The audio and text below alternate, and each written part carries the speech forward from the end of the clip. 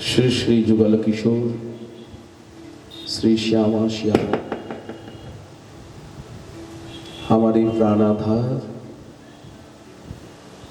शशकी श्री श्री राधा माधव जी के चरणों में कोट कोट कोट वंदन वंदना। गंगा यमुना सरस्वती पुतसलीला पावनी ब्रह्म नदी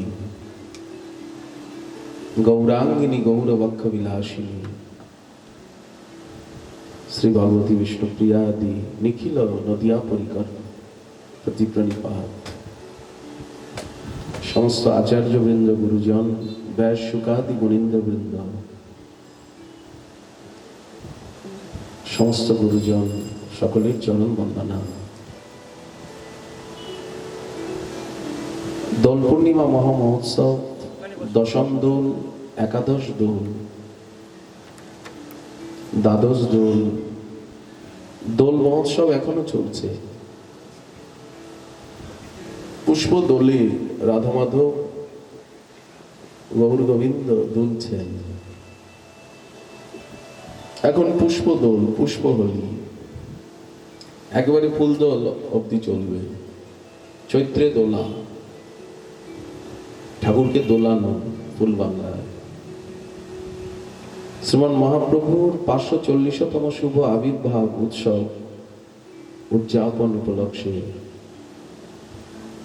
পরম শ্রদ্ধেয়া স্বর্গীয় আশালতা চৌধুরী এবং স্বর্গীয় অতুল কৃষ্ণ পাল চৌধুরী মহোদয়ের ইচ্ছায় আজ্ঞায় আদেশে নিত্যধাম প্রবেশে আমরা অত্যন্ত শোকাকুল। আমাদেরকে সবকিছু শূন্য শূন্য বলে মনে হচ্ছে। অতুল কৃষ্ণ পাল চৌধুরী মহোদয় আজ আমাদের মধ্যে নেই। নিত্যলীলায় নিত্য সেবায় নিত্য গৌরাঙ্গের শ্রী চরণে স্থান পেয়েছেন। এ কথা মনে করলেও তার অভাবে তার সঙ্গ সান্নিধ্যের অভাবে আমরা নিজেকে সর্বদা অতিশয় ক্ষীণমনা দুঃখিত চিত্ত বলে মনে করছি। দুঃখ হচ্ছে, সবচেয়ে বড় দুঃখ হচ্ছে ভক্তকে পেয়ে হারিয়ে যাওয়া। বিছুরত প্রাণ হারিলে, ভক্তকে পেয়ে যদি হারিয়ে যাওয়া যায়, গোস্বামী তুলসীদাসজি বলছেন এক মিলত প্রাণ হারিলেও এক বিছুরত প্রাণ হারিলেও। এই যে ভক্তের বিচ্ছেদ, কৃষ্ণ ভক্ত সঙ্গ বিরহ বিনা দুঃখ নাহিয়া। ভক্ত সঙ্গের অভাবে যে কি দুঃখ, ভক্তকে হারিয়ে যে কি দুঃখ, প্রিয়জনকে হারিয়ে যে কত কষ্ট ব্যথা, এটা যারা হারিয়েছেন তারাই বুঝতে পারবেন। আমাদের বুকটা চুরমার হয়ে গেছে, আমরা হারিয়ে ফেলেছি অতুল কৃষ্ণ পাল চৌধুরী মহোদয়কে। ওনারই আদেশ, ওনারই ইচ্ছা, ওনারই দয়া, ওনারই নিবাস ভবনে, ওনারই নিজজন কর্তৃক আয়োজিত এবং শ্রীধাম বৃন্দাবনের থেকে আগত শ্রী পণ্ডিতজি, কি নাম জানো, কি নাম गुरुजी महाराज है? उपेंद्र गोस्वामी जी और उनके माता जी भैया जी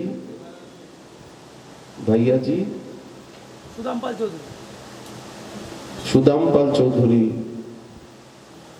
जी को बहुत बहुत धन्यवाद।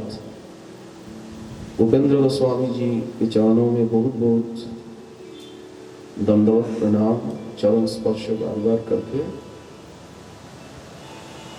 আমরা আমাদের কথাকে আগে বাড়াতে চেষ্টা করছি। উপস্থিত ভক্তবৃন্দের চরণে দণ্ডবত প্রণিপাত জানিয়ে বুধমঙ্গল সন্ত সমাজ শ্রীমদ্ ভাগবতের সম্বন্ধে নূতন করে বলার কিছু নেই। ব্যাসানন্দন পরমহংস কুলশীল উপনী শুকদেব গোস্বামী পদকথিত ভাগবত শাস্ত্র এক অত্যুত্তম দিব্য নিধি এবং আমাদেরই জন্য দিব্য অবদান। দ্বাদশ স্কন্ধে এবং 18,000 শ্লোকে এই সুবিশাল গ্রন্থ ব্রহ্মশাপগ্রস্ত প্রায়োপবেশনরত মাত্র 7 দিন আয়ু যায় মহারাজ পরীক্ষিতের নিকটে শ্রীল শুকদেব গোস্বামী চরণ মাত্র 7 দিন 7 রাত্র ব্যাপী 24 ঘন্টা বর্ণনা করেন এক টানা। কিন্তু আমরা তো কলিহত জীব, আমরা তো অল্পায়ু ক্ষীণায়ু মন্দা সুমন্দ মতয় মন্দ ভাগ্যা সুপদ্রিতা অশ্রদ্ধান নিঃসত্তান দুর্মেধান হসিতায়ু সহ। আমাদের পক্ষে একটানা 24 ঘন্টা বসে বর্ণন করা শ্রবণ করা মোটেই সম্ভব নয়। এই জন্য আমাদের পক্ষে শ্রীমদ্ ভাগবতের সকল শ্লোক পাঠ করা, ব্যাখ্যা করা, বোঝা, বুঝে বুঝে বলা, বিশুদ্ধভাবে পাঠ করা 1 মাসেও সম্ভব নয়। শ্রীমদ্ ভাগবতের অত্যন্ত গহনতা, গভীরতা এর কারণ। এই জন্য সমস্ত ভাগবত শাস্ত্রটিকে বিশেষভাবে সংক্ষিপ্ত করে অন্তত প্রতিদিন যদি আমরা 1.5 থেকে 2 ঘন্টা 3 ঘন্টা কীর্তন বা শ্রবণযোগ্য আমরা করতে পারি, সার সংক্ষেপ, সরলার্থ, সারার্থ, এটাই আমাদের এই পারায়ণের, এই যজ্ঞের উদ্দেশ্য।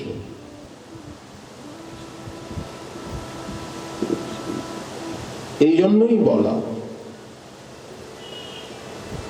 মহাভাগবত পণ্ডিত প্রবর পরম বিরক্ত গোকর্ণ তিনি নিজের তপবলে, তপস্যার বলে, মন্ত্র বলে সূর্যদেবের গতি রোধ করে, তার স্তুতি করে নিখিল কলিযুগের জীবের পাপ ধ্বংস করার এবং ভগবত প্রেম প্রাপ্তি, ভগবত চরণ প্রাপ্তির উদ্ধারের উপায় সূর্যদেবকে জিজ্ঞাসা করেছিলেন। আপনি তো সর্বদর্শী, আপনি তো সর্বজ্ঞ, কৃপা করে বলুন। তখন সূর্যদেব বলেছিলেন শ্রীমদ্ ভাগবতান মুক্তিহি। এই যে কলিযুগের জীবের পাপ, তাপ, মালিন্য, অপরাধ, কালুষ্য আদি দোষ, কলুষতা, এর থেকে মুক্তি পাওয়ার উপায় হচ্ছে শ্রীমদ্ ভাগবত শ্রবণ, কীর্তন, আলোচনা। তো ভাগবত তো বিশাল গ্রন্থ, 18,000 শ্লোক। বললেন না, সূর্যদেব বললেন সপ্তাহ বাচনং কুরু, অন্তত 7 দিন আলোচনা হোক, সার সংক্ষেপ আলোচনা হোক। এই জন্য আমাদের এই ভাগবত আলোচনা প্রয়াস। ভাগবতের প্রথম দিবসে ভাগবতের মাহাত্ম্য বলা হয়। ভাগবতের মাহাত্ম্য বলতেই দেবর্ষি নারদ এবং ভক্তি মহারানীর সংবাদ, সংলাপ। ভক্তি মহারানীর দর্শন লাভ করেন দেবর্ষি নারদ। বর্তমানে ভক্তির স্থিতি কি, এটা ভক্ত অনুভব করতে পারে। যেমন গঙ্গা কোন দিকে যাচ্ছে, গঙ্গার গভীরতা কত, গঙ্গা মজে যাচ্ছে, গঙ্গার স্রোত কমে যাচ্ছে।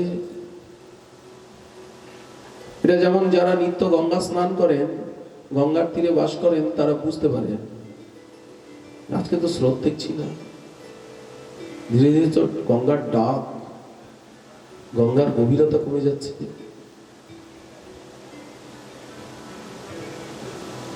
গোকর্ণ ভাগবত সপ্তাহ যজ্ঞ করে আর দক্ষিণ ভারতে তুঙ্গভদ্রা নদীর তীরের সেই গ্রামের সকলকে ভগবত ধাম প্রাপ্ত করা। যদি আমরা মন দিয়ে ভাগবত শুনি, নিত্য ভাগবত অধ্যয়ন করি, ভাগবত মনন করি, হৃদয়ে ধারণ করি, তাহলে আমরা নিশ্চয়ই ভগবত ধাম পাবো, ভগবত চরণ পাবো। এটাই প্রমাণিত হয়েছে ব্যাসদেবের লেখনীতে, পদ্মপুরাণে। শ্রীমদ্ ভাগবত পরলোকেও সদ্গতি দান করে, ইহলোকে তো দান করেই, পরলোকেও প্রেত প্রীড়া বিনাশিনী। ওই জন্য বর্তমানে শ্রাদ্ধাঙ্গ রূপে, শ্রদ্ধাঙ্গ রূপে প্রায়ই ভাগবত পারায়ণ হয়ে থাকে। শ্রাদ্ধাঙ্গ রূপে, শ্রদ্ধাঙ্গ রূপে। ওই যে বলা হয়েছে শ্রীমদ্ ভাগবতাৎ মুক্তি, ভাগবত যজ্ঞের একটা বিধান রয়েছে। যে কোনো কাজে একটা বিধিবিধান থাকে, বিধিবিধান ছাড়া তো হয় না। যে কোনো কাজ করতে যাবেন তার একটা বিধি রয়েছে, ভাগবত শাস্ত্রেরও বিধি রয়েছে। জগতের মানুষকে কৃপা করার জন্য আজ গোলকবিহারী গোবিন্দ এসে দাপর কলির সন্ধিক্ষণে, দাপর যুগ চলে যাচ্ছে, কলিযুগ আসছে, ঠিক সেই সন্ধিক্ষণে গোলকবিহারী গোলকে এসে লীলা করেছেন 125 বছর ধরে নরলীলায়। গূঢ়ং পরব্রহ্ম মনুষ্যলিঙ্গম গূঢ়ং কপট মানুষ। উনি আবার নিত্যলীলায় নিত্য বিশ্রাম লাভ করলেন, নিত্যস্থিত হলেন। ফিরে গিয়ে, নিত্যলীলায় ফিরে গিয়ে উনি মনে মনে ভাবছেন, যে জন্য আমি মর্তধামে গিয়েছিলাম, সেই কাজটি তো আমি জীব জগৎকে সহজে বুঝিয়ে দিতে পারলাম না। কেন আমি গেছি, আমি কে? খালি যুদ্ধ বিগ্রহ করেছি। অধর্ম প্রভাবে যবে ধর্মহানি হয় ভবে, আমি দিব্য দেহ ধরি আপনাকে সৃষ্টি করি, অবতীর্ণ হই সে সময়ে। সাধুগণে রক্ষিবারে, দুষ্টগণে নাশিবারে, আর ধর্ম করিতে স্থাপন। যুগে যুগে আসি আমি, হে অর্জুন শুনো তুমি, সত্য হয় আমার বচন। কিন্তু বৃন্দাবন বিহারী গোলকনাথ উনি মনে মনে ভাবছেন যে আমি জীব জগৎকে তো বুঝিয়ে দিতে পারিনি, সহজে তো বুঝিয়ে দিতে পারলাম না। আমি কেন আসি, কেন যাই, কি করি? খালি যুদ্ধ করতে আসি। সুতরাং আমার অনেক কিছু বলার আছে, সকলে বুঝতে পারবে না আমার কথাগুলো। আচ্ছা, যদি বুঝতে না পারে তাহলে কি হবে? ভাবি কালের মানুষ কোন রাস্তা ধরে হাঁটবে, কেমন করে চলবে? সমাজে তখন কলিযুগের আগমন ঘটে গেছে, নানা ব্যভিচারের সৃষ্টি হয়েছে। এক শ্রেণীর মানুষ অনাচার ব্যভিচারকে খুব পছন্দ করে, এক শ্রেণীর মানুষ করে না। মানুষের মধ্যে যারা শান্ত প্রকৃতির, তারা একদমই অনাচার, কদাচার, অতিচার পছন্দ করে না। তারা নীরবে নিভৃতে অশ্রু বিসর্জন করে, হায় হায় করে, কায় মনোবাক্যে ভগবানের নিকট প্রার্থনা করে। তারা শান্ত প্রকৃতি, উগ্র নয়। হে গোবিন্দ, মানুষে মানুষে কেন এত হিংসা, বিদ্বেষ কেন? তুমি মানুষগুলিকে শুভবুদ্ধি দান করো। হুঁশ হারিয়ে পাশবিকতায় পূর্ণ মানুষগণকে আবার হুঁশ দাও। ওরা সুখ শান্তিতে যাতে বসবাস করতে পারে, এমনি ভাবে প্রতিদিন কত মানুষ ভগবানের কাছে মন্দিরে মন্দিরে গিয়ে দেবতার কাছে কতভাবে প্রার্থনা করছে, সর্বেই ভবন্তু সুখিনঃ। ঋষিরাও প্রার্থনা করছেন, সাধুগণও প্রার্থনা করছেন। তো আজ আমরা যে সময়টার আলোচনা করছি সেটা হচ্ছে দাপর এবং কলিযুগের সন্ধিক্ষণ। ঠিক সেই সময় পৃথিবীতে যত সাধু মহান্ত ঋষি মুনি ছিলেন, তাদের মধ্যে দুই ব্যক্তির কথা আমরা শ্রদ্ধার সঙ্গে স্মরণ করব। সাধু মহান্ত ঋষি মুনি তো চিরকাল আছেন, সত্যতেতা দাপর কলি সব জায়গায় সব দিনই আছেন, কিন্তু তাদের ভিতরে রাজাধিরাজ রূপে সবচেয়ে করুণা সিদ্ধ রূপে দুজনকে স্মরণ করব। এক হচ্ছেন দেবর্ষি নারদ, এক হচ্ছেন শ্রীকৃষ্ণ দ্বৈপায়ন বেদব্যাস। মহর্ষি পরাশর বশিষ্ঠ ঋষির পুত্র, তিনি যমুনা নদী পার হচ্ছিলেন। দেখছেন এক সুন্দরী কুমারী নৌকায় খেয়া পার করছেন, তরণী চালনা করছেন। নৌকা চালান তার পিতা, কিন্তু পিতা এখন নেই, এই জন্য ঘাটের পারাপার কাজ এই তরুণী নাবিকের কাজ করছেন। মহামুনি পরাশর চিন্তা করলেন যে এখন যে সময়টা চলছে না, এই যে মুহূর্ত, এই মুহূর্তে যে মনুষ্য জন্মগ্রহণ করবেন, ইনি মহাজ্ঞানী, মহাপণ্ডিত, বহুশাস্ত্রবিদ, ভগবত অংশ এবং জগৎ মঙ্গল বিধান করবেন। তাই তখন ভগবত ইচ্ছায় সেই সুন্দরী কুমারীর রূপে উনি মুগ্ধ হয়ে যান, তার প্রতি ভালোবাসা ব্যক্ত করেন যে আমাকে তোমার খুব ভালো লাগছে, খুব পছন্দ হয়েছে তোমার। সুন্দরী ছিলেন ধীবর রাজের পালিতা কন্যা সপ্তাবতী, পালিতা কন্যা, আসলে উপরিচর বসুর কন্যা হয়নি। তখন উভয়ের মধ্যে ভালোবাসা বন্ধন হয়, একটি পুত্র জন্ম নেয়। এই ধীবর রাজকন্যা সত্যবতীর গর্ভে মহর্ষি পরাশরের শক্তিতে। এই লীলা সম্পূর্ণ ভগবত ইচ্ছায় হয়েছিল। দ্বীপে জন্মগ্রহণ করে পুত্র, এই জন্য নাম হয় দ্বৈপায়ন। শ্রীকৃষ্ণের মতো অঙ্গকান্তি, এই জন্য নাম কৃষ্ণ। পরবর্তীকালে ইনি বেদ আদি শাস্ত্রকে বিস্তার করেন, এই জন্য বেদব্যাস। কৃষ্ণ দ্বৈপায়ন জন্মগ্রহণ করার পরই মহর্ষি পরাশর তাকে আশীর্বাদ করে, তুমি আবার কুমারী হয়ে যাও, তোমার কুমারিত্ব অক্ষুণ্ণ থাক, এবং আজ থেকে তোমার নাম মৎস্যগন্ধার পরিবর্তে যোজনগন্ধা হোক। মৎস্যের গর্ভে জন্ম, এই জন্য মৎস্যগন্ধা।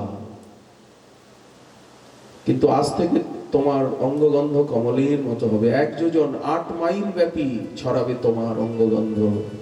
তাই তুমি যোজনগন্ধা হবে এবং তুমি পুরুবংশের পাটরানী হবে। এই আশীর্বাদ করে পুত্রকে নিয়ে মহর্ষি পরাশর ওনার হিমালয়ের তপস্থলিতে আশ্রমে চলে গেল। ধীরে ধীরে যৌবন প্রাপ্ত হন এই বালক। সরস্বতী নদীর তীরে নিজের আশ্রমে বসে, আর উনি ব্রাহ্ম মুহূর্তে অমৃত বেলায় সূর্যদেব উঠছেন, ব্রহ্ম গায়ত্রী জপ করছিলেন। ওনার নয়নে ভেসে ওঠে হিমালয়ের তুঙ্গ শৃঙ্গ, বদরী বিশাল তীর্থ, ব্রহ্মনদী সরস্বতীর তীর, সম্যাপ্রাস নামক আশ্রম,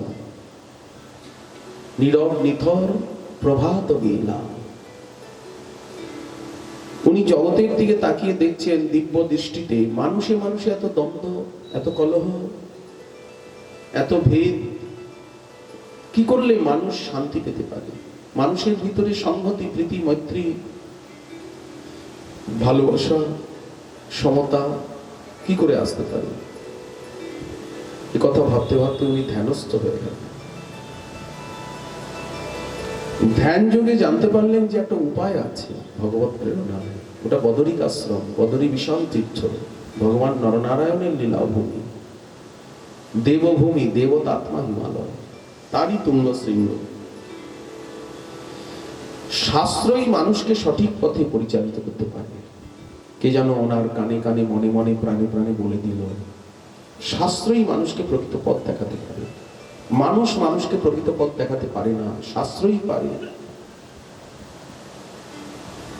এই কথা চিন্তা করে উনি শাস্ত্র প্রণয়নে মনোনিবেশ করলেন। এই শাস্ত্র হলো বেদ শাস্ত্র। বেদ শাস্ত্রের মন্ত্রগুলি তখন বিভিন্ন ঋষির কাছে ছিল। উনি সেই সমস্ত মন্ত্রকে সংগ্রহ করে বেদকে বিন্যস্ত করলেন, 4 ভাগে বিভক্ত করলেন: ঋক, সাম, যজু, অথর্ব। এই জন্য উনি বেদব্যাস, বেদকে